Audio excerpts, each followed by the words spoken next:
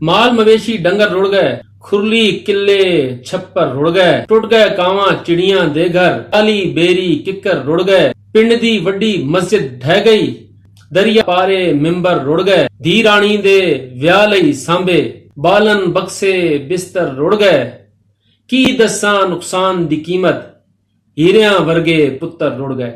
ये सूरत हाल है जी सैलाब की और सैलाब के बाद की सूरत हाल की, जो इस पंजाबी दुखड़े में जो है वो बयान की गई है। हंगामी दौरे किए जा रहे हैं, कभी वजीर आला पंजाब दौरा कर रही हैं, कहीं विफाकी वज़रा दौरे कर रहे हैं, कहीं बिलावल भुट्टो जरदारी सिंध में सैलाब से मुतालिक जो है वो जगहों का जायजा ले रहे हैं। लेकिन ये सब कुछ उस वक्त याद आता है जब सैलाब सर पर पड़ता है, जब गरीबों की बस्तियां जो है वो बह जाती हैं, जब गरीब बच्चियों का जहेज बह जाता है, जब गरीब मजदूर जो है वो पानी की नजर हो जाते हैं, जब ये बेरियां टालियां किकर ये रुड़ जाते हैं, उस वक्त ये जो है हंगामी दौरे किए जाते हैं। तो इससे वाज़े मतलब लिया जा सकता है कि ये सिर्फ और सिर्फ डंग टपाव पॉलिसी है।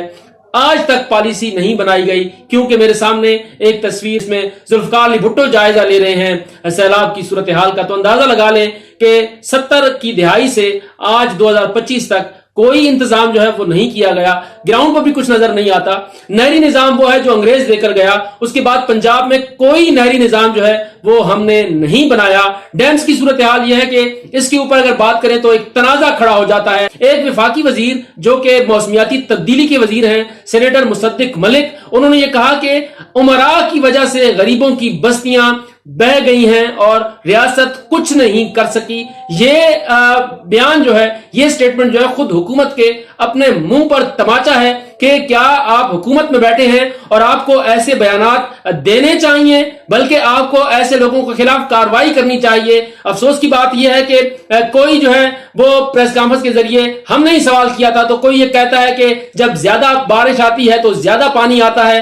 अब वजीर आला पंजाब ये कह रही हैं कि दरिया स्ट्रेस में है। उससे पहले एक वजीर आजम ने रावी के किनारे जाकर कहा था, ये इमरान खान साहब थे, कि रावी में पानी नहीं है और कब्जे की जगहों पर उन्होंने जवाब पेश किया था कि यहां पे सोसाइटीज बन सकती हैं, ये एक छोटा सा गंदा नाला है। आज सूरत हाल देखें कि क्या हो चुकी है।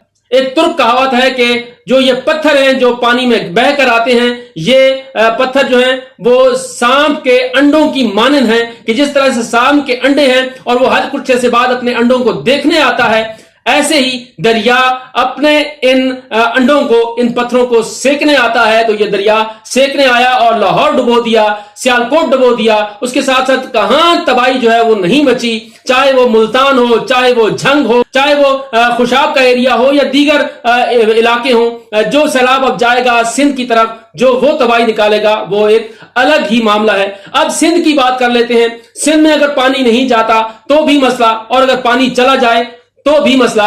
पानी नहीं जाता तो यह कहा जाता है डेल्टा को पानी फराहम नहीं किया जा रहा जो उसकी जरूरत है, लेकिन जब पानी चला जाता है तो वो भी वहां पर तबाही मचा देता है, क्योंकि वहां पर पानी खड़ा हो जाता है। बुनियादी वजह यह है कि बल सफाई नहीं होती, नहरों पर कब्जे हुए हैं। वहां पर सिंध हुकूमत इस हवाले से कोई काम नहीं करती, जिसकी वजह से सूरत हाल यह है कि वहां पर जो गरीब लोग हैं वो वहां पर सफर करते हैं उसी तरह से जिस तरह से पंजाब में गरीब लोग सफर कर रहे हैं, जिस तरह से खैबर पख्तूनख्वा में तबाहियां मची हैं। नाज़रीन, आप ये देखें कि सवात का एरिया हो, बुनेर का एरिया हो या फिर दीगर मुज़ाफ़ात जहां पर लोग बड़ी तादाद में गर्मियों में जाते हैं, उन एरियाज में दरिया किनारे जिस तरह से होटल बनाए गए, ये होटल ना बनाने दिए जाते तो आज कम से कम इतना नुकसान वहां पर आवाम का ना होता। पंजाब में क्या हो रहा है, स्वां की जो आबी गुजरगाहें हैं उसको देख लें कि यहां पर वफाकी दारुल इस्लामाबाद रावलपिंडी में कहां कहां पर हाउसिंग सोसाइटीज जो हैं वो बन रही हैं और मुसलसल बन रही हैं, मुसलसल फाइल्स बिक रही हैं। लेकिन जब ये पानी आएगा तो ये सब कुछ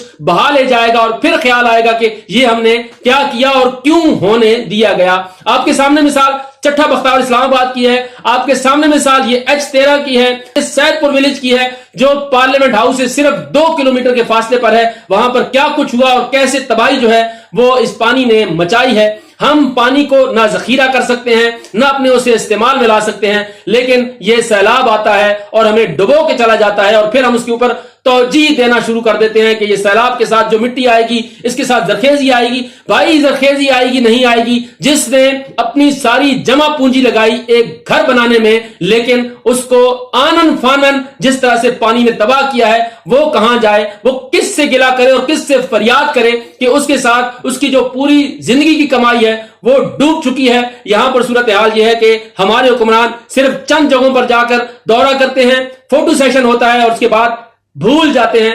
6 مہینے بعد آپ کو یہ تذکرہ بھی نہیں ملے گا. اس سے پہلے جو سیلاب آیا تھا اس پر بڑے بلند و بانگ دعوے کیے گئے تھے. یہ کہا گیا تھا کہ پاکستان ان ممالک میں شامل ہے جو موسمیاتی تبدیلیوں میں سب سے زیادہ متاثر ہونے والے ممالک ہیں. لیکن کیا پیش بندی ہم نے کی ہے, کیا ہم نے اقدامات اٹھائے ہیں, بین الاقوامی برادری کو کس حد تک ہم قائل کر پائے ہیں, تو اس کا کوئی جواب جو ہے ہمارے پاس نہیں ہے. خدا را اس عوام پر رحم کرے جنہوں نے اپنی محنت کی کمائی سے گھر بنائے ہیں, انہیں کم سے کم ریلیف فراہم کریں. اس وقت لوگ بڑی تعداد میں سڑکوں پر ہیں, عوام اپنی مدد آپ کے تحت لوگوں کی مدد کر رہے ہیں, ہیلپ کر رہے ہیں. میں یہ نہیں کہتا کہ اس سیلاب کو حکومت روک سکتی تھی, لیکن اس سیلاب سے پہلے حکومت ہنگامی اقدامات کے ذریعے لوگوں کو ریسکیو کر سکتی تھی. اس کے ساتھ ساتھ اگر یہ پیش بندی 5 سال 7 سال کی جاتی, نہری نظام کے حوالے سے کوئی منصوبہ بندی کی جاتی, نئے ڈیمز کے حوالے سے کوئی لائحہ عمل جو ہے وہ طے کیا جاتا. جس طرح سے بھارت مسلسل یہ کہہ رہا تھا کہ وہ سندھ طاس معاہدے کو نہیں مانتا اور وہ ابھی جاریت کرے گا, اور اس نے کی, اس کا کوئی حل نکالا جاتا تو کم سے کم اتنا نقصان نہ ہوتا. جو مسائل جو ہے اس وقت پاکستان کو درپیش ہے وہ غیر معمولی صورتحال ہے, لیکن اس غیر معمولی صورتحال کے حوالے سے وفاقی حکومت نے, پنجاب حکومت نے, سندھ حکومت نے, ان تمام سیاسی جماعتوں نے کیا حکمت عملی اپنائی ہے, یہ سوال اہم ہے. لیکن اب صورتحال ڈو اینڈ ڈائی والی ہے کہ اب نہیں تو پھر کبھی نہیں. خدا را ابھی سے سوچیں, لاہور ڈوبا ہوا ہے, سیالکوٹ ڈوبا ہوا ہے, ملتان کی صورتحال غیر ہے, خوشاب کی صورتحال غیر ہے. اس کے ساتھ ساتھ جب یہ پانی پنجنت کے ذریعے سکھر کی طرف جائے گا, وہاں پر کیا ہوگا, سکھر بیراج پر جس طرح سے دروازوں کی مرمت کی گئی ہے اس میں ایک بڑی تکنیکی غلطی جو ہے وہ بھی کی گئی ہے, اور اس کی وجہ سے بھی ایک بڑا نقصان ہو سکتا ہے.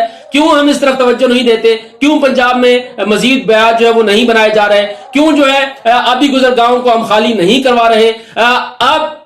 اب فیصلہ جو ہے وہ حکومت کو کرنا ہوگا کہ جہاں جہاں آبی گزرگاہیں ہیں وہاں سے زمین واگزار کروائی جائے. لیکن آخر میں ایک بات یہاں پر عوام کے لیے بھی کرتا چلوں کہ آپ صرف اور صرف سستی فائل کے چکر میں مت رہیں. ایسا نہ ہو کہ آپ جس جگہ زمین لیں وہ آبی گزرگاہ ہو اور مستقبل میں آپ بھی ان لوگوں کی طرح پچھتا رہے ہوں جو آج جو ہے لاہور میں جنہوں نے گھر لیے ہیں, علیم خان کی سوسائٹی ہو یا کسی اور کی. ایسا نہ ہو کہ کل آپ بھی پچھتا رہے ہوں اور پھر آپ کی بھی سڑکوں پر گاڑیوں کے بجائے کشتیاں چل رہی ہوں. تو بہتر ہے کہ جس جگہ آپ گھر لیں, جس جگہ آپ فلیٹ لیں, پہلے اس جگہ کو دیکھ لیں. تو اس لیے گھر کی جگہ خریدنے کے لیے, گھر خریدنے کے لیے تھوڑی سی تحقیق ضرور کریں. آپ لاکھوں روپے, آپ کروڑوں روپے لگا رہے ہیں, اپنی پوری زندگی کی جمع پونجی لگا رہے ہیں, تو پوری زندگی کی جمع پونجی لگانے سے پہلے کم سے کم یہ تسلی اپنی لازمی کر لیں کہ ایسا نہ ہو کہ کل آپ کو پھر کسی پریشانی کا